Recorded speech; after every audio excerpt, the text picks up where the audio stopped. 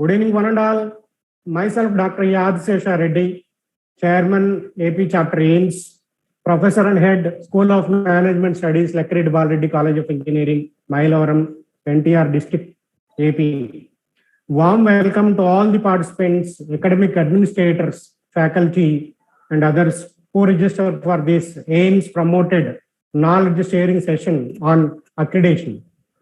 This program is informative and worthable for individuals and institutions who wanted to be excel in their professional activities.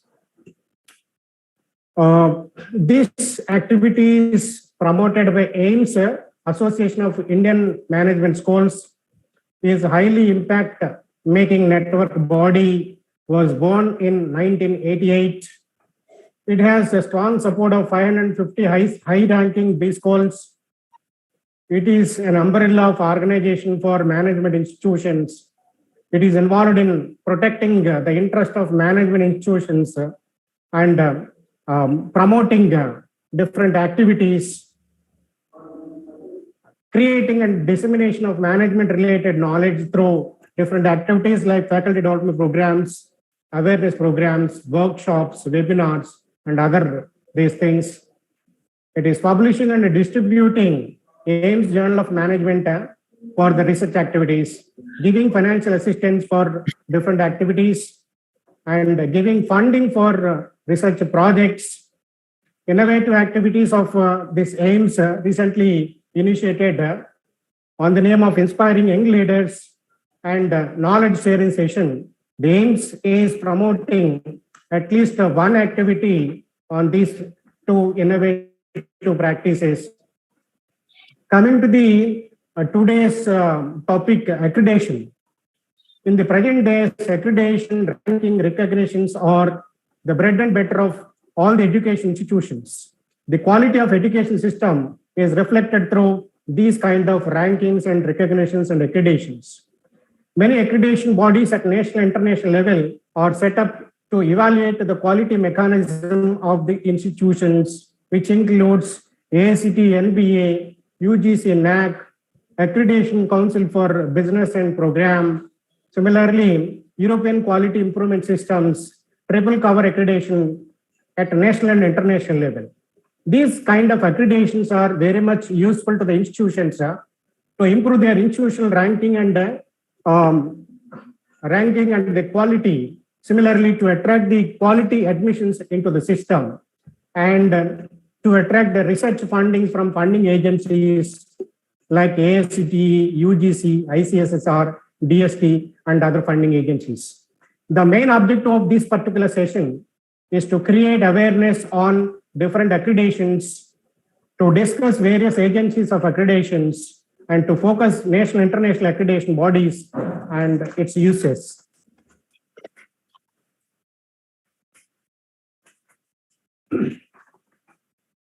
Coming to the today's resource person and the speaker, Dr. R. Nandagopal, the Director General of Sree Saraswathi Thyagaraja College, Polachi, Coimbatore. Now he is acting as the President of AIMS and former Director of PSC Institute of Management, Coimbatore, and former Director of XMI, Kochi. He is having 4 decades of academic experience and led Institute of Public Enterprises, Hyderabad, Loyola College, Madras, and also received a Teaching Excellence Award from ACBSP, Best Business School Director Award from AIMS, Association of Indian Management Schools. He has founder member of ABBS and held leading positions in IMA, AIMS, Confederation of Indian Industry, ICC, IMA, and Productivity Council.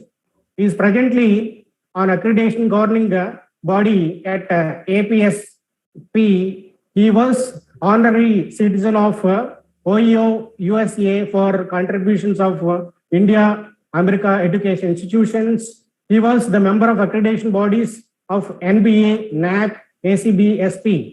Received a PhD from University of Madras in 1985. and published more than 100 research articles. And he was the author of 6 books, and he was edited more than 15 books, guided 24 PhD scholars. And we take to consider his richer experience and expertise, the AIMS is invited him as the speaker of this accreditation topic. With these few words, the session is going to hand over to our today's speaker and resource person, Professor Nandagopal sir. At the end of the session, there will be a question and answer based on the chat box information provided, and all the participants are requested to give your feedback and questions or any other doubts through the chat box. Thank you one and all to all the viewers. Now the session is going to hand over to our resource person Nandagopal sir. Sir. Thank you very much, Professor A Adisesha Reddy, for your wonderful introduction. And also I thank all the participants on behalf of Association Indian Management Schools. I'm happy to welcome all of you. And also thankful to all the participants who extend the full support for this new initiative which was taken a few months back, the knowledge sharing sessions. I'm happy today to share some of my views and thoughts on accreditation. I think Professor A Adisesha Reddy talked about the importance of accreditation and how accreditation is useful to the institution. I think today every institution is looking for recognition from the industry and also common public. Maybe let us say 30 years, 40 years back, in 1970s or 60s, we had only 100 business schools in India. Last 40 years, we have seen the tremendous growth of business schools in India.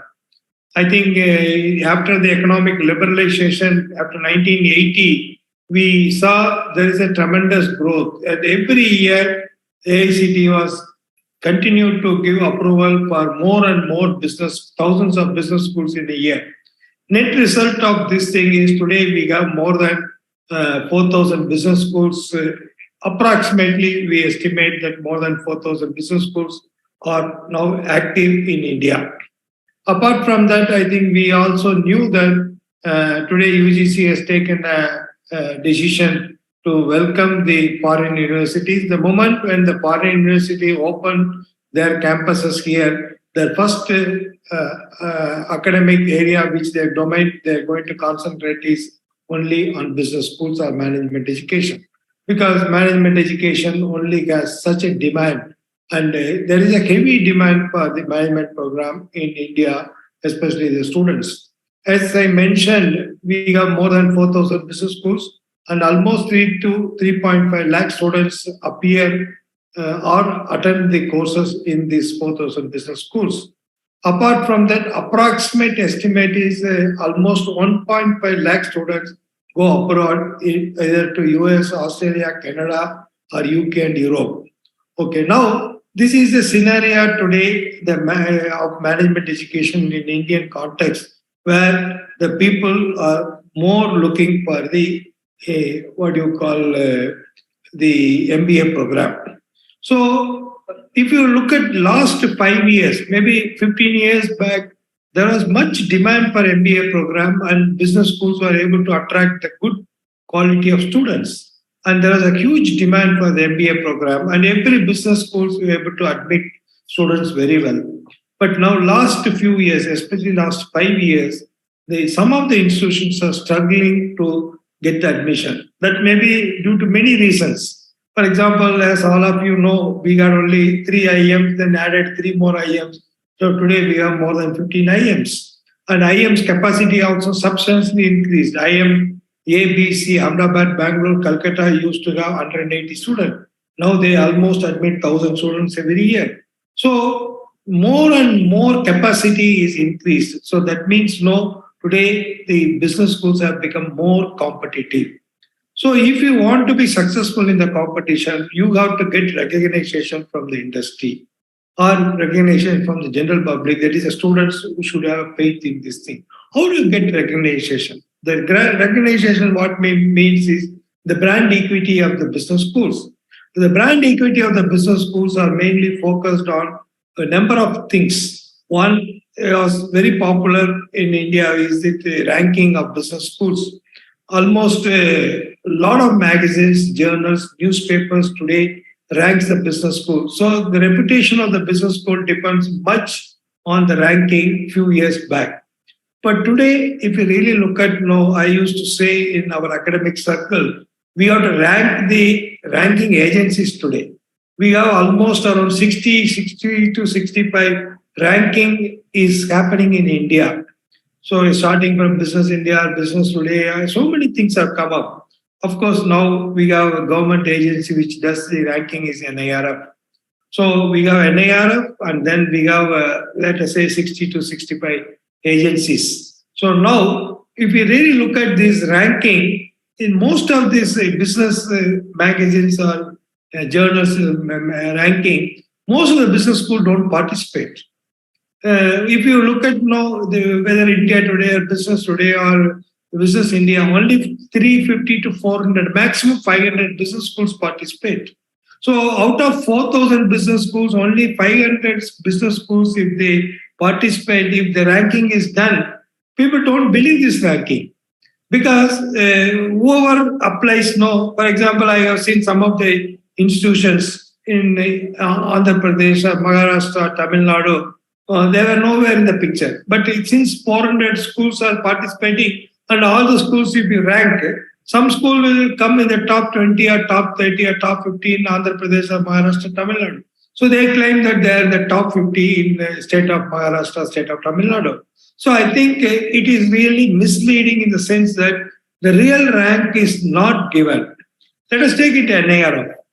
NIRF, okay, most of the business schools participating, but NIRF also gives only 100 ranks and then they put it in a different slabs. So even then, 150 business schools only are part of the system, not more than that. So the reason why NIRF feels that they should not do same thing what I mentioned. 600 schools in Business India, business magazines participate, and only those out of 600, if you give the rank, some will come as 350, some will come 400, which is not really, they deserve the ranking. That's the reason why NIRF also hesitates to put the entire ranking process. They put only slab 100 or arts and science college at 250, 300, medical like that. That is the reason why they also don't want to give. Okay, now, if we really want to get a recognition, the rankings are not disappeared. And now the most important thing is the accreditation. So whether your school is accredited and which institution, which agency accreditates. So I'm going to talk to you about generally about the accrediting agency and different types of accrediting agency and how they do the process. I'm not going to talk very specific to a particular institutions. So I think all of us now understand that we need to have accreditation. Otherwise, it is very difficult. In fact, many of us, I think most of you are all associated with the business schools, either as a director or as a senior faculty member. We all understand only if we start looking at accreditation, maybe last 1 month or few months before the accreditation process, we're looking at the documents. And maybe most of the business schools or institutions start preparing the accreditation work itself 6 months. Maybe a few documents you don't have and you start preparing the documents. When you really start preparing the documents, you realize one important factor that all the documents, what is prepared, is really relevant for us in decision making. Maybe we do a lot of things, not that we don't do. I mean, any institution, if you talk to them, they say, yes, we do these things. But unfortunately, we don't document. Why we require to document? And many cases now, people talk about the accreditation. No, this is too much of documentation. Our faculty are complaining.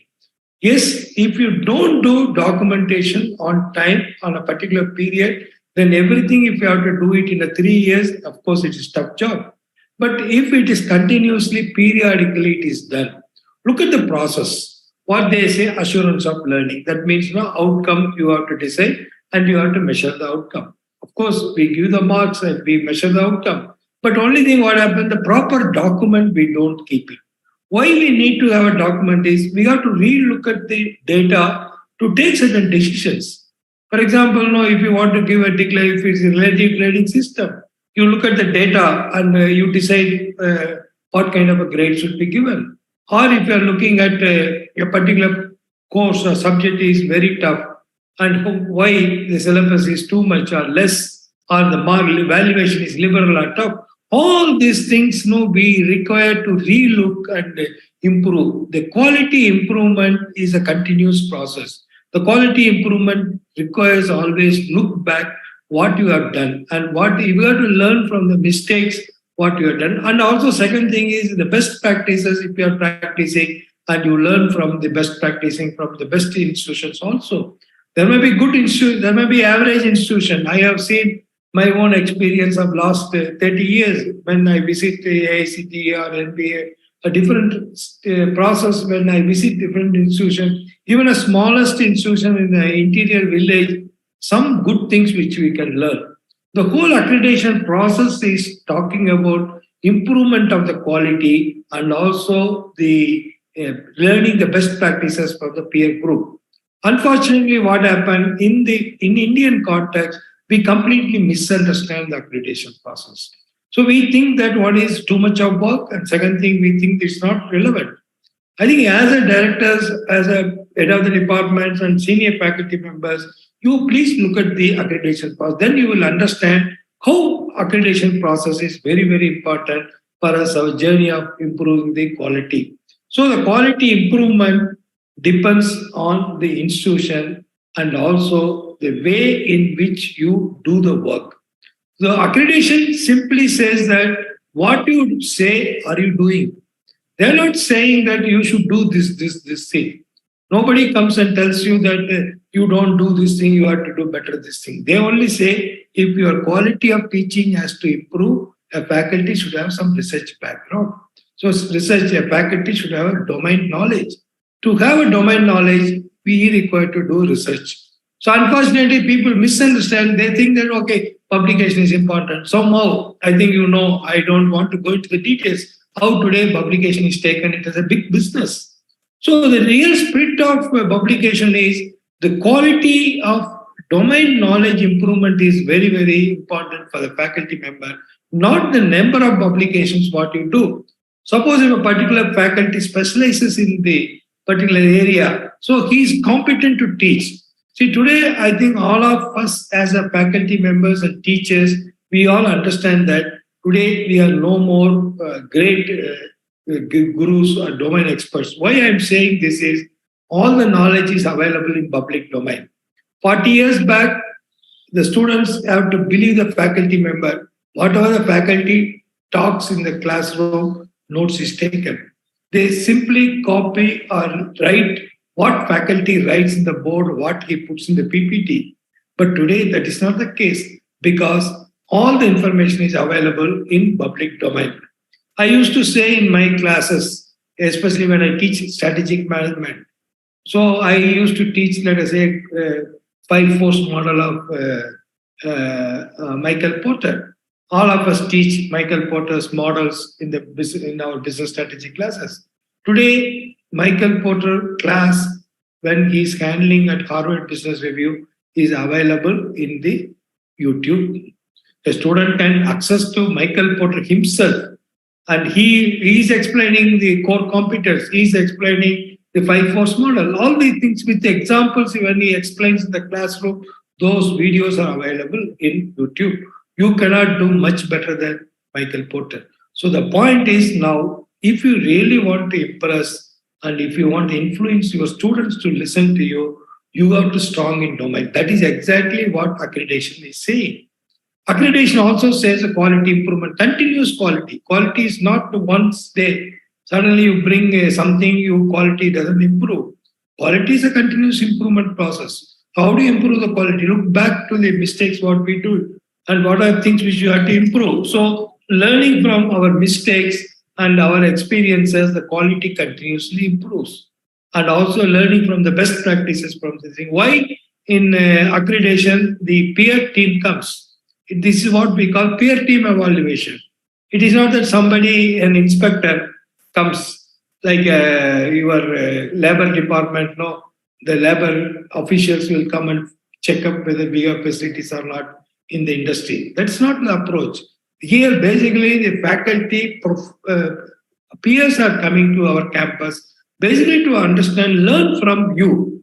See, my experience with international accreditation, I understood that it is only peer learning. So you go to some school, learn from them and evaluate them, tell them what is the good practices and learn yourself and try to implement in your business school. Similarly, the other faculty member comes to your institution and learn from them.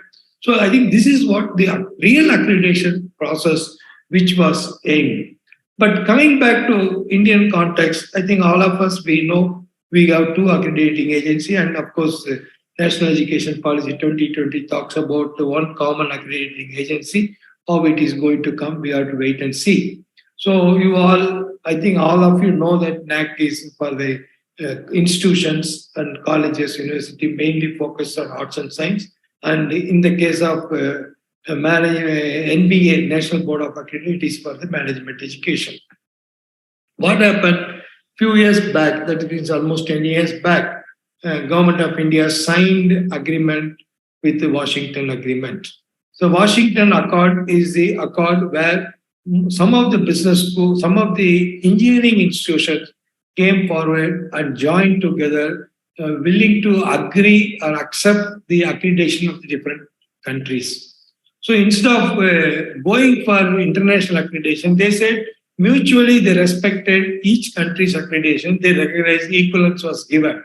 So under the Washington Accord, some of the countries joined together. They respected their accreditation. They said they'll be equal to these things. Unfortunately, what happened?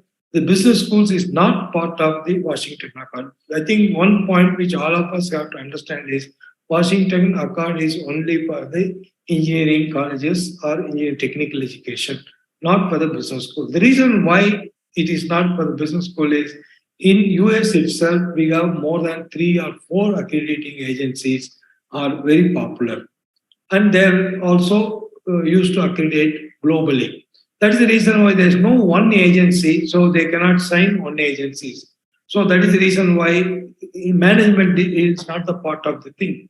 Of course, when Washington Accord was there, that is where the concept of outcome-based education was insisted, because US accrediting agency talks about outcome-based education. So outcome-based education was more emphasized here. In the process, UGC and again NAC and all these institutions also started talking about outcome-based education. So outcome-based education is very simple in terms of looking at what is expected from institution.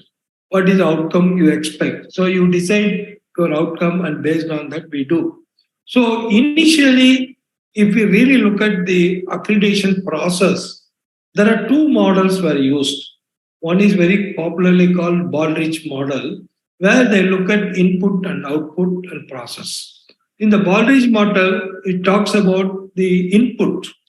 Okay, in the case of industry, the raw material is input and now the output comes. And what is the process involved improving the quality of the output? That is what they were talking. So same model, Baldrige model was used. Of course, Baldrige model is also adapted to education institution, and Baldrige model was adapted initially NAC and NBA and various agencies in throughout the world adopted Baldrige model. The model says that what is the input? Input is our student, and what is the process? Process is inside the campus, what we do. The process is again infrastructure, faculty and extracurricular activities and all these things, and how students comes out. So this is what we call input-output model.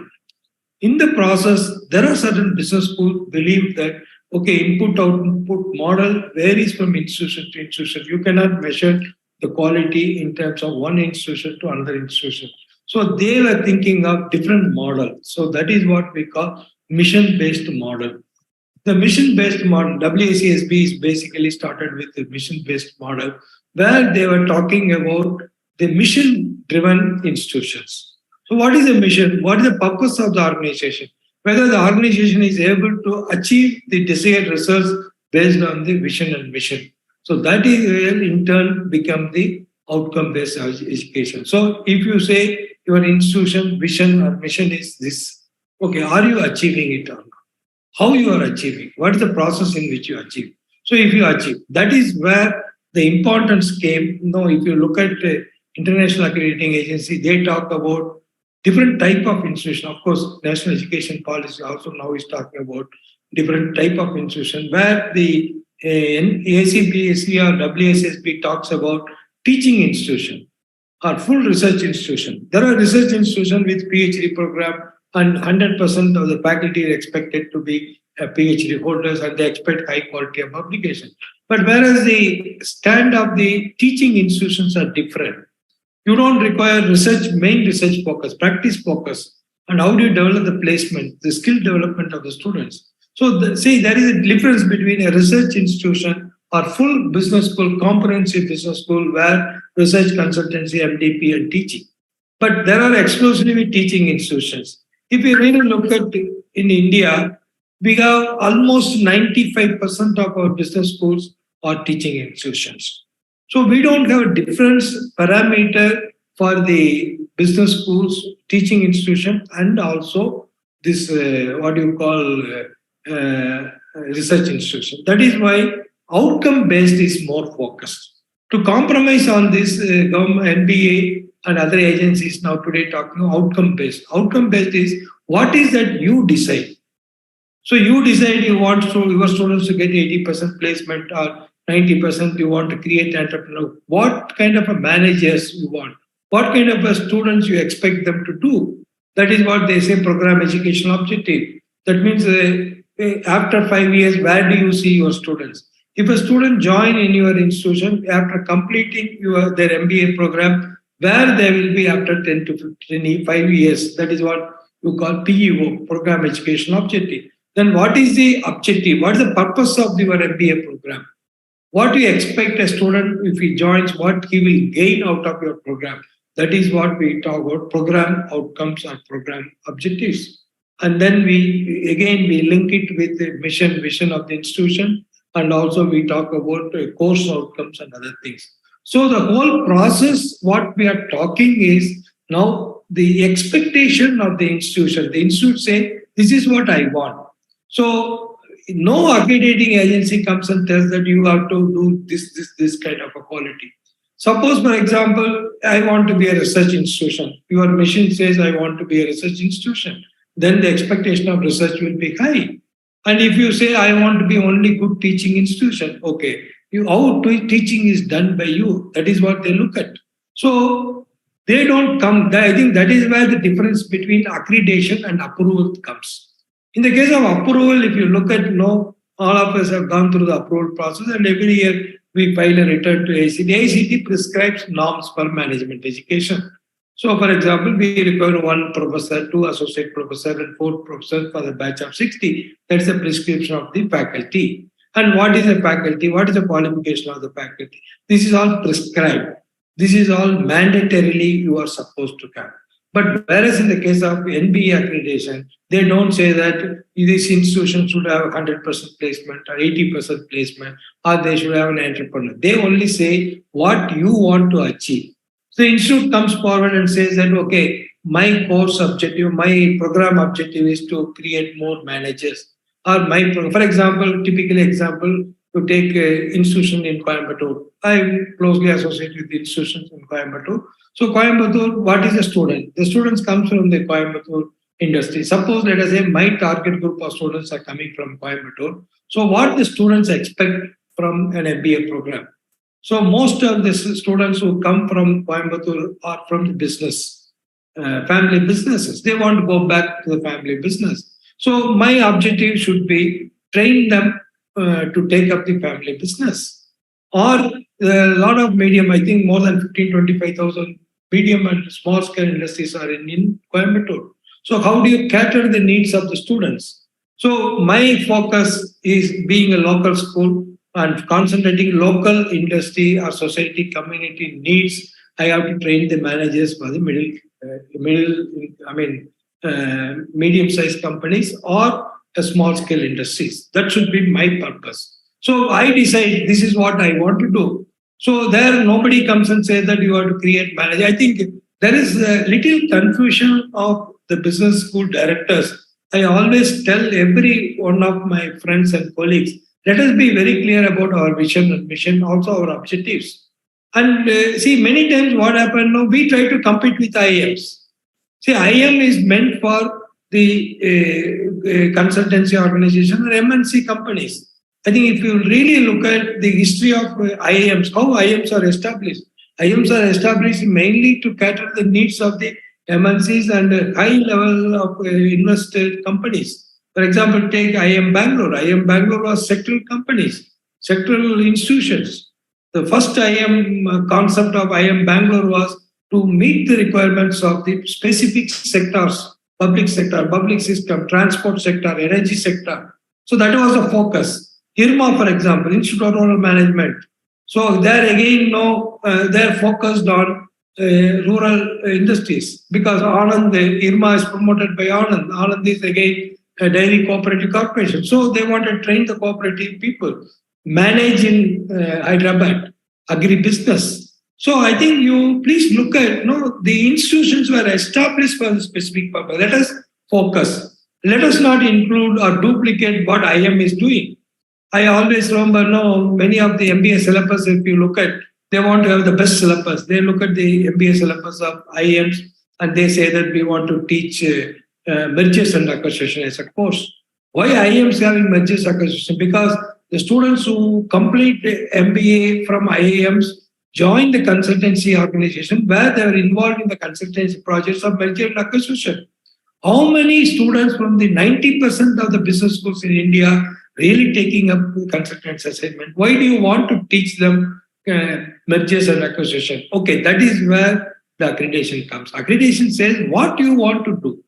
You be specific and you be clear and try to provide that to the sectors. So this is the concept. Okay, now I explained to you the real spirit behind the accreditation. Of course, today it is more kind of a documentation process and bureaucratic based process. It has come.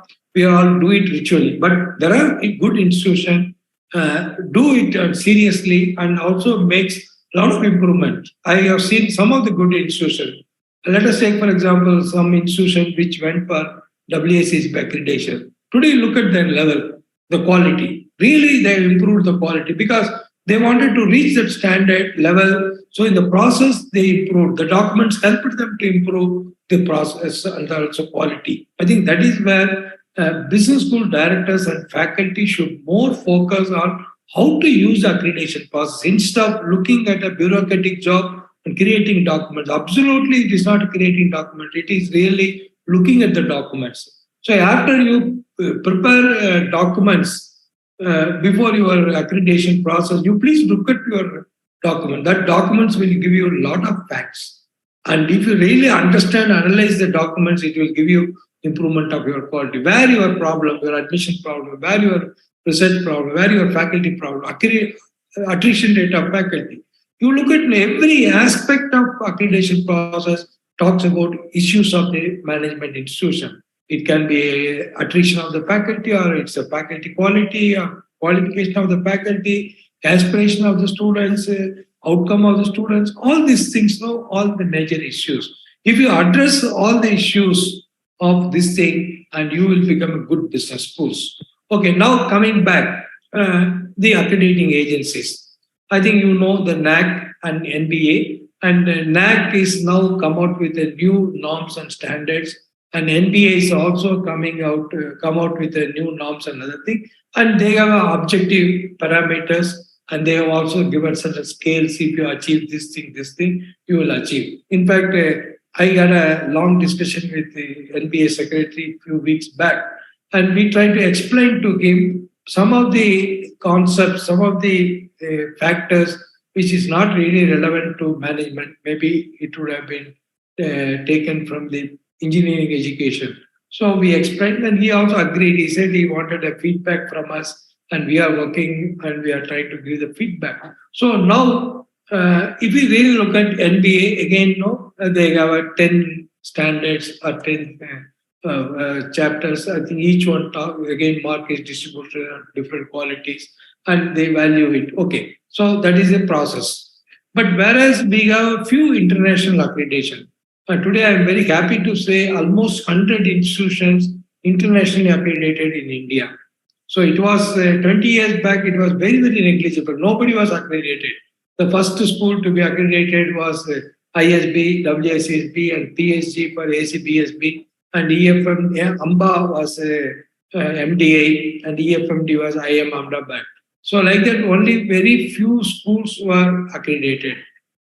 Now, every accrediting agency has come out with a new kind of a format or model for the our own Indian context, and they try to promote. And they're also very active in Indian context. And of course, we also have our own accrediting agencies, since not that specifically to India.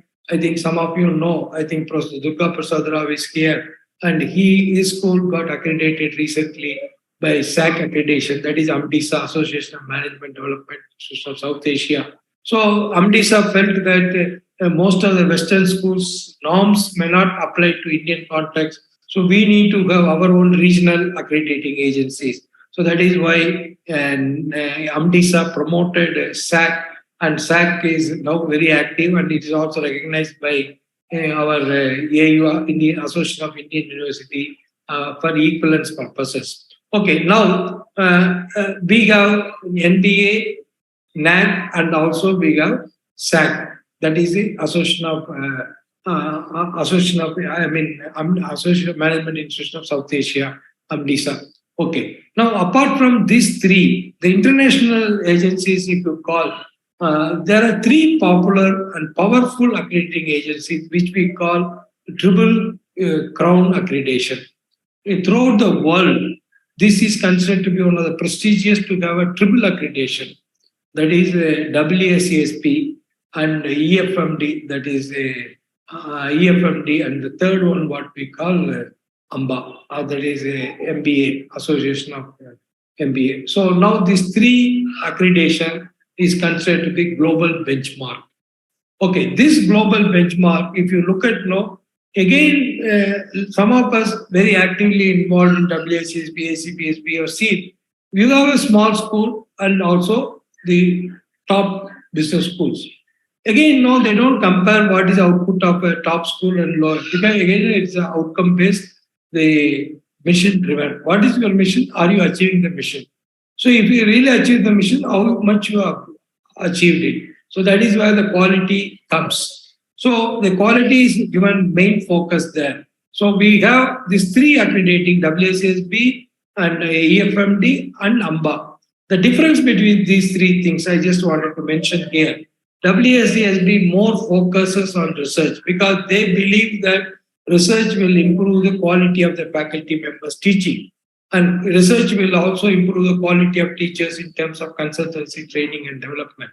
So if a faculty has to be good in training, consultancy, and research, teaching, you should have a sound research. The research, they say, not your own domain research. They have three types of research. They say that specific domain research, pedagogical research, different type of pedagogy, what you do, and also practice research. What is happened in the industry, if you bring the practices, that is again the form of a case studies. So they classify the research into three categories: industry-based researchers and academic research, and the third one, what we call is the pedagogical research, domain research, pedagogy research, and industry-based research. So WSLB more focused on the quality of the research. The second one is AMBA. AMBA more focus on they believe that quality of management education depends on the number of years the students get an industry exposure before they join MBA program. So they insist on the experience.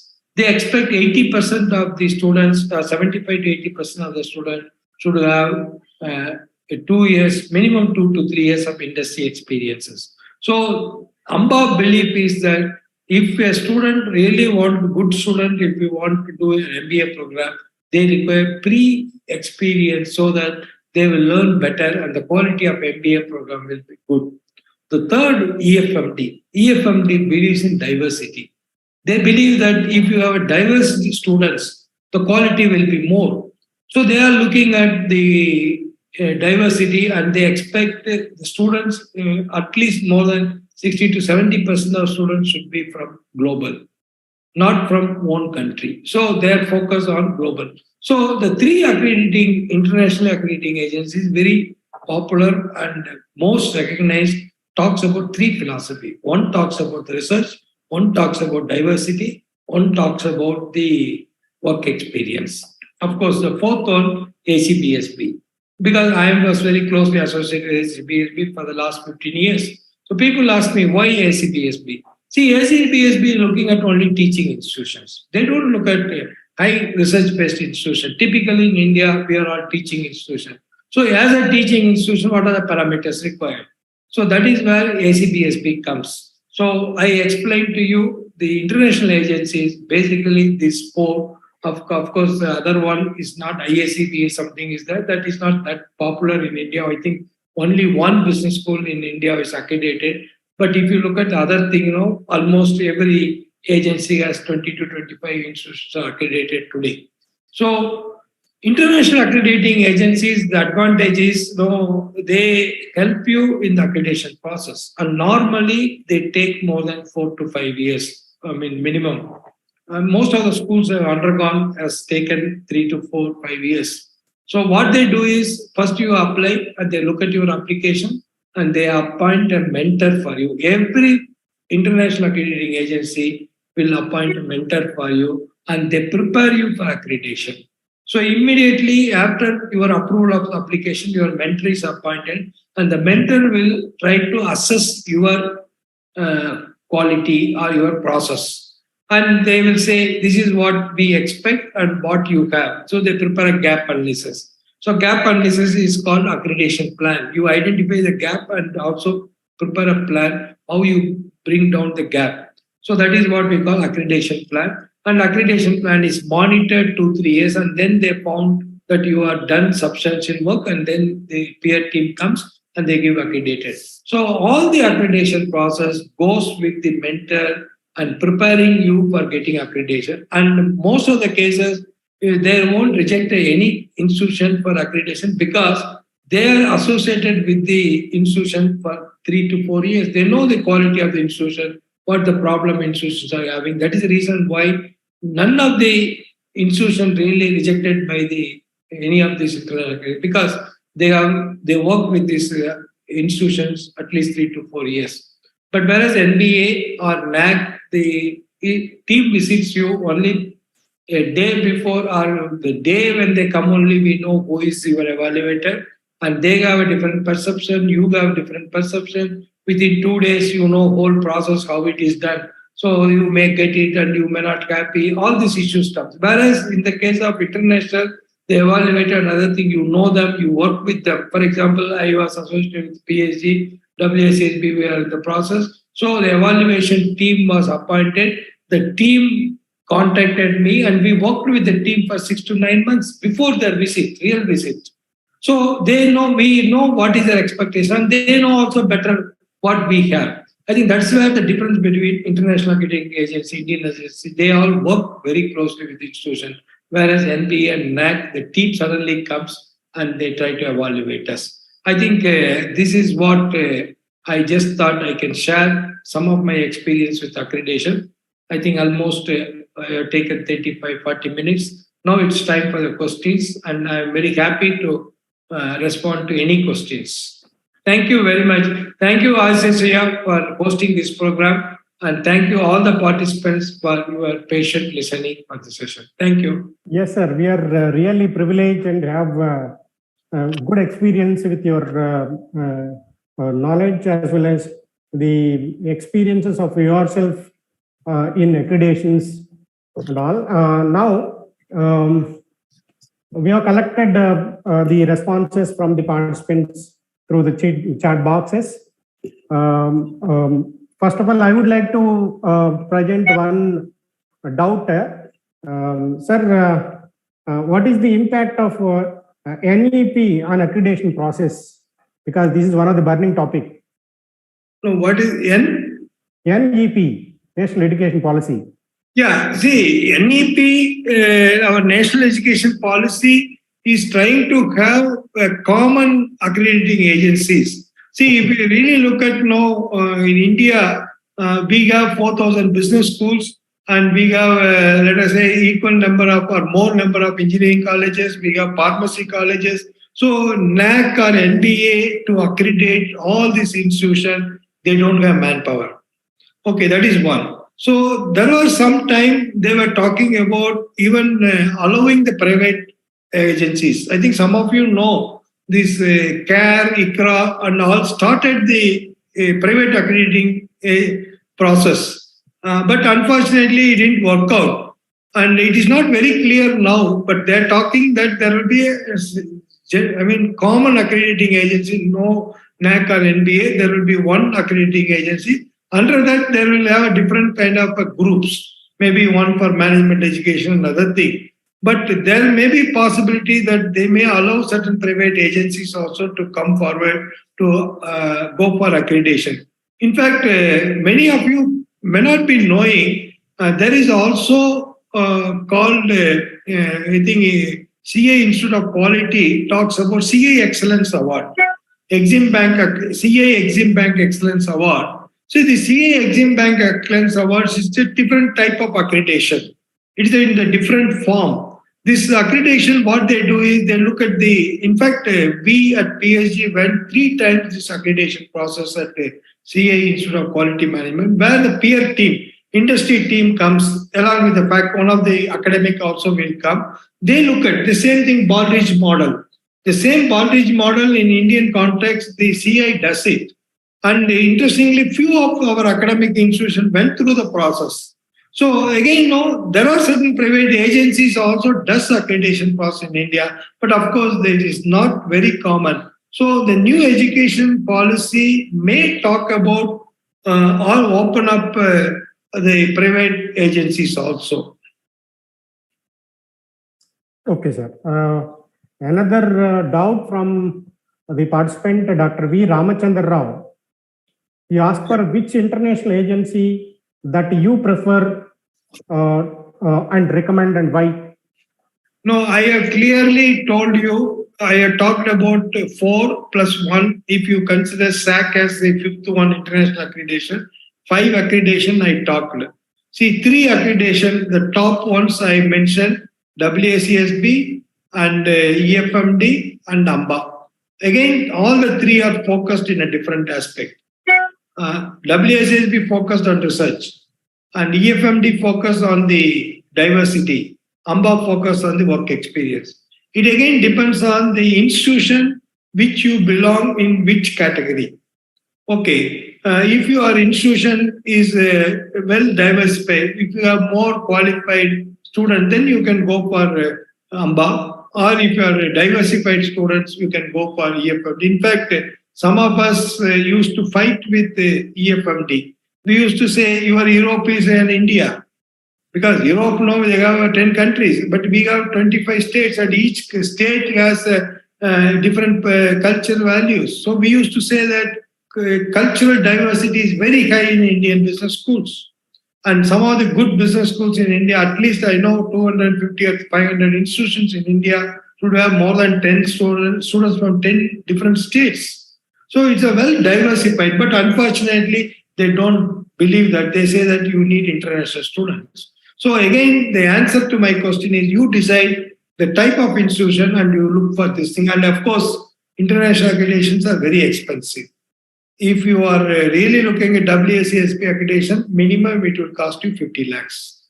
So it depends your finance cost, your budget, and nature of the institution, your teaching institution. For example, if you are typically a teaching institution, you don't more focus on MDP or consultancy or research, then you go for ACBSB.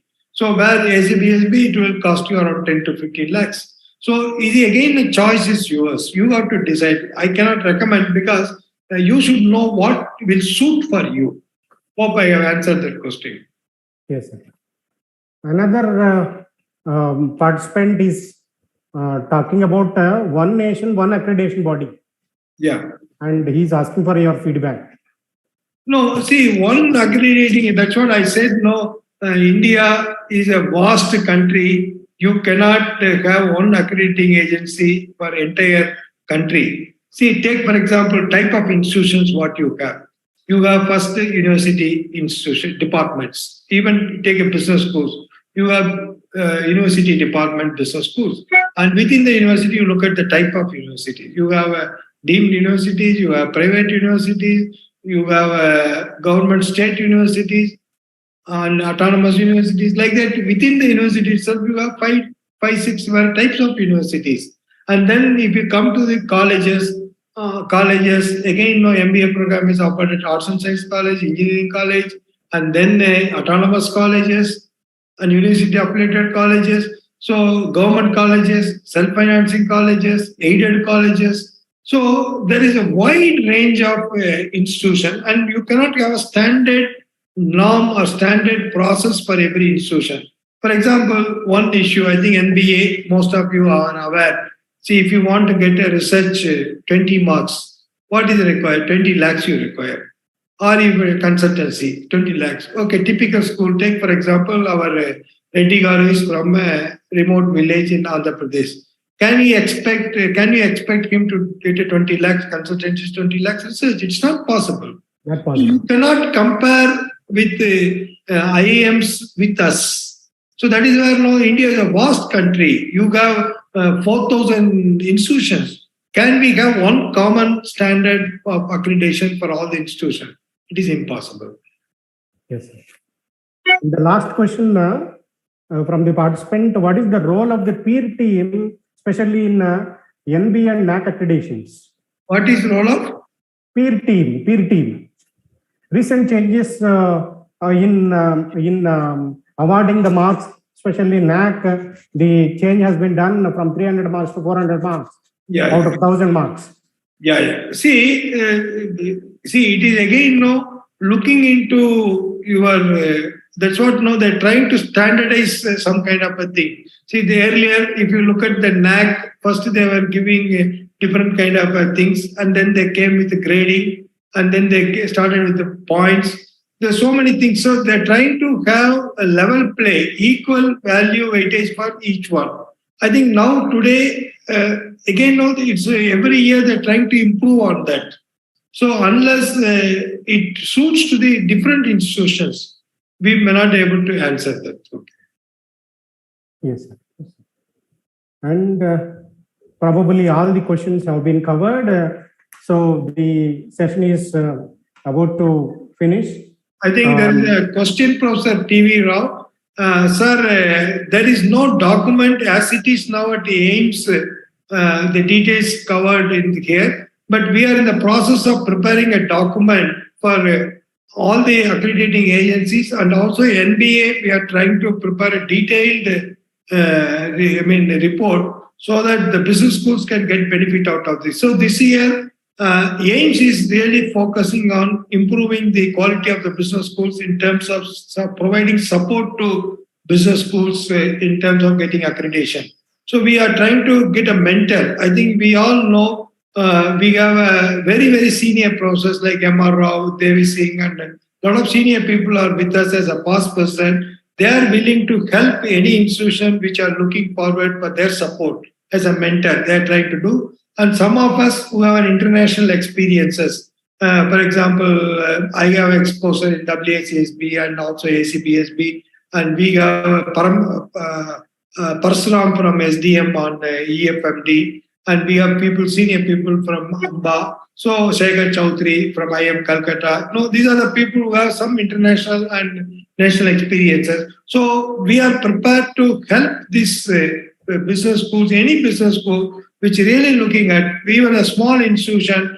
We are willing to help them. We will help them to be a mentor, and we will provide a free support to all the business schools. So our aims as an institution, organization, it is for the business schools. It is our association. So we will look for developing the quality of the business school, and maybe any of you are interested in getting help from AIMS, please contact AIMS Secretariat, and AIMS Secretariat will try to help you. Thank you very much. And one more question, sir, before we conclude this. NBA is given 10 criterions. You asked that they are going to reset up this criterions and the information for awarding 1,000 marks, what kind of changes we can expect in case of NBA accreditation, particularly management program? No, NBA, right now they are given 10 criteria, marks are distributed different criteria wise. But they're not going to change anything. But if there's any practical problems and practical issues or concern with management education, we can represent them. As far as my knowledge goes, I don't think they have any idea to change the format and I think right now. Because as you all know, national education policy is talking about one umbrella bringing both accrediting agency and one umbrella. But again, they will have a different verticals on these things. And there's a one question from Sindhu. I think all the videos of the lecture sessions, we have every week, we have 2 sessions, one on every Wednesday, 3 to 4 knowledge sharing session, where the faculty members, industry experts share their knowledges. And second one, we also have inspiring young leader program where the students is addressed. So in the placement and other kind of things, they get an input. So all these videos are available in YouTube. So you can go to YouTube, subscribe Association of Indian Management School AIMS, and all the videos will be available. I request all the faculty members, especially inspiring young leader videos are very, very good. Some of the good videos are very good. And I think Professor T.V. Rao is now attending the session. In fact, I am very happy to inform all of you, Professor T.V. Rao has come forward to offer a faculty development program at free of charge. He said that I will come and do a free program for faculty member. AIMS is organizing a few of the faculty development programs thanks to Professor T.V. Rao. And like this, we have a lot of materials available. I request faculty members, please go through these videos, and especially the students' video, please show all the students.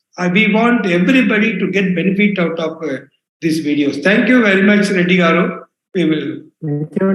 Thank you. With your kind permission, I would like to propose the vote of thanks. Today's session is going to end. The resource person have given a valuable and insightful inputs, created awareness and accreditation and its advantages in different agencies to accredit the education institutions. Really, it is one of the impressive and inspiring session, sir. To conclude, I would like to propose vote of thanks. I thanks to AIMS to choose the right topic for academic institutions as well as faculty members who are working in these institutions. Special thanks to Dr. R. Nandagopal, sir, for sparing your valuable time and sharing your views on this topic. Also, thanks to organizing team, technical team, conducting this event very smoothly without any obstacles. And special thanks to Sree Venkateswarli ji, organizing secretary of AIMS, for making all the arrangements and executing the event successfully. Last but not the least, special appreciation to all the participants for sparing your valuable time and participating, listening the valuable speech in this particular event. Thank you one and all. Good day for all of you. Thank you. Thank you very much.